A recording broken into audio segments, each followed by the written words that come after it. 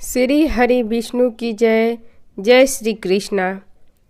नमस्कार, आप सभी का मेरे चैनल में हार्दिक अभिनंदन है, स्वागत है। 22वां अध्याय। दृढ़नवा राजा बोले, हे तपोधन, पुरुषोत्तम मास के व्रतों के लिए विस्तार पूर्वक नियमों को कहिए। भोजन क्या करना चाहिए और क्या नहीं करना चाहिए, और व्रती को व्रत में क्या मना है, विधान क्या है। श्री नारायण बोले, इस प्रकार राजा दृढ़नवा ने वाल्मीकि मुनि से पूछा। बाद लोगों के कल्याण के लिए वाल्मीकि मुनि ने सम्मान पूर्वक राजा से कहा। वाल्मीकि मुनि बोले, हे राजन, पुरुषोत्तम मास में जो नियम कहे गए हैं, मुझसे कहे जाने वाले उन नियमों को संक्षेप में सुनिए। नियम में स्थित होकर पुरुषोत्तम मास में भोजन करें। गेहूँ, चावल, मिश्री, मूंग, जौ, तिल, मटर, सावा, तितरी का चावल, बथुआ, हिमलोचिका, अदरक, काल साग, मूल, कंद, ककड़ी, केला, सेंधा नून, समुद्र नून, दही, घी, बिना मक्खन निकाला हुआ दूध, कटहल, आम, हरड़, पीपड़, जीरा, सोंठ, इमली, सुपारी, लौली, आंवला, ईख का गुड़ छोड़कर इन फलों को और बिना तेल के पके हुए पदार्थ को हविष्य कहते हैं। हविष्य भोजन मनुष्य को उपवास के समान कहा गया है। समस्त आमिष, मांस, शहद, बैर, राज, मांसदिक, राई और मादक पदार्थ, दाल, तिल का तेल, लाह से दूषित, भाव से दूषित, क्रिया से दूषित, शब्द से दूषित अन्न को त्याग करे। दूसरे अन्न का दूसरे से वैर, दूसरे की स्त्री से गमन, तीर्थ के बिना देशांतर जाना व्रती छोड़ देवे। देवता, वेद, दीज, गुरु, गौ, व्रती स्त्री, राजा और महात्माओं की निंदा करना पुरुषोत्तम मास में त्याग देवे। सूतिका का अन्न मांस है। फलों में जम्बीरी, नींबू मांस है। धान्यों में मसूर की दाल मांस है और बासी अन्न मांस है। बकरी, गौ, भैंस के दूध को छोड़कर और सब दूध आदि मांस है और बासी अन्न मांस है। ब्राह्मण से खरीदा हुआ समस्त रस, पृथ्वी से उत्पन्न नमक मांस है। तांबे के पात्र में रखा हुआ दूध, चमड़े में रखा हुआ जल, अपने लिए पकाया गया अन्न विद्वानों ने मांस कहा है। पुरुषोत्तम मास में ब्रह्मचर्य, पृथ्वी में शयन, पत्रावली में भोजन और दिन के चौथे पहर में भोजन करे। पुरुषोत्तम मास में रजस्वला स्त्री, अंत्यज, मलेच्छ, पतित, संस्कारहीन, ब्राह्मण से द्वेष करने वाला, वेद में गिरा हुआ, इनके साथ बातचीत न करे। इन लोगों से देखा गया और काक पक्षी से देखा गया सूतक का अन्न 2 बार पकाया हुआ और भुजे हुए अन्नों को पुरुषोत्तम मास में भोजन नहीं करे। प्याज, लहसुन, मोथा, छत्कार, गाजर, नाली, मूली, शिशुग्र, इनको पुरुषोत्तम मास में त्याग देवे। व्रती इन पदार्थों को समस्त व्रतों में हमेशा त्याग करे। विष्णु भगवान के प्रियतीर्थ अपनी शक्ति के अनुसार किछ आदि व्रतों को करे।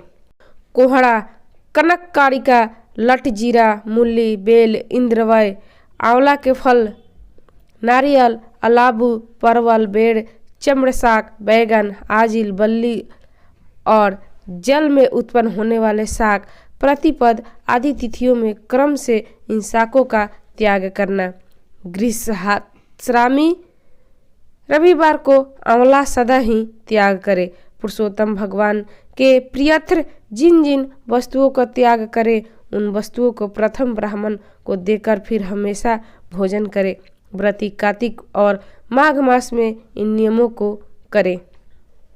हे राजन, व्रती नियम के बिना फलों को प्राप्त नहीं करता। यदि शक्ति है तो उपवास करके पुरुषोत्तम का व्रत करे, अथवा धृत पान करे, अथवा दुग्ध पान करे, अथवा बिना मांगे जो कुछ मिल जाए उसको भोजन करे, अथवा करने वाला यथाशक्ति फलाहार आदि करे, जिसमें व्रत भंग न हो। विद्वान इस तरह व्रत का नियम धारण करे। पवित्र दिन प्रातःकाल उठकर पूर्वाह क्रिया को करके भक्ति से श्री कृष्ण भगवान का हृदय में स्मरण करता हुआ नियम को ग्रहण करे। हे भूपते, उपवास व्रत, नक्त व्रत और एक भुक्त इनमें से एक का निश्चय करके इस व्रत को करे। पुरुषोत्तम मास में भक्ति से श्रीमद् भागवत का श्रवण करे तो उस पुण्य को ब्राह्मण कभी कहने में समर्थ नहीं होंगे। श्री पुरुषोत्तम मास में लाख तुलसी दल से शालिग्राम का पूजन करे तो उसका अनंत पुण्य होता है। श्री पुरुषोत्तम मास में कथा अनुसार व्रत में स्थित व्रती को देखकर यमदूत सिंह को देखकर हाथी के समान भाग जाते हैं। हे राजन, यह पुरुषोत्तम मास व्रत 100 यज्ञों से भी श्रेष्ठ है, क्योंकि यज्ञ के करने से स्वर्ग की प्राप्ति होती है और पुरुषोत्तम मास व्रत करने से गोलोक को जाता है। जो पुरुषोत्तम मास व्रत करता है उसके शरीर में पृथ्वी के जो समस्त तीर्थ और क्षेत्र है तथा संपूर्ण देवता है वे निवास करते हैं। श्री पुरुषोत्तम मास का व्रत करने से दुष्प्रभाव, दरिद्र और कायिक, वाचिक, मानसिक पाप ये सब नाश प्राप्त होते हैं। पुरुषोत्तम भगवान की प्रसन्नता के लिए इंद्रादि देवता पुरुषोत्तम मास व्रत में तत्पर हरि भक्त की विघ्नों से रक्षा करते हैं। पुरुषोत्तम मास व्रत को करने वाले जिन जिन स्थानों में निवास करते हैं वहाँ उनके सम्मुख भूत प्रेत पिशाच आदि नहीं रहते। हे राजन, इस प्रकार जो विधि पूर्वक पुरुषोत्तम मास व्रत को करेगा उस मास व्रत के फलों को यथार्थ रूप से कहने के लिए साक्षात शेषनाग भगवान भी समर्थ नहीं है। श्री नारायण बोले, जो पुरुष में श्रेष्ठ पुरुष मन से अत्यंत आदर के साथ इस प्रिय पुरुषोत्तम मास व्रत को करता है वह पुरुषों में श्रेष्ठ और अत्यंत प्रिय होकर ऋषिकेशर पुरुषोत्तम भगवान के साथ गोलोक में आनंद करता है। इति श्री बृहत्तार्ये दिए पुराणे पुरुषोत्तम मास महात्म्य 22वां अध्याय। तो ये थी माघ महात्म 22वां अध्याय। आपको कैसी लगी? अच्छी लगी तो इसे लाइक करें, शेयर करें, मेरे चैनल को सब्सक्राइब करें। कथा सुनने के लिए आप सभी का धन्यवाद। श्री हरि विष्णु जी की जय।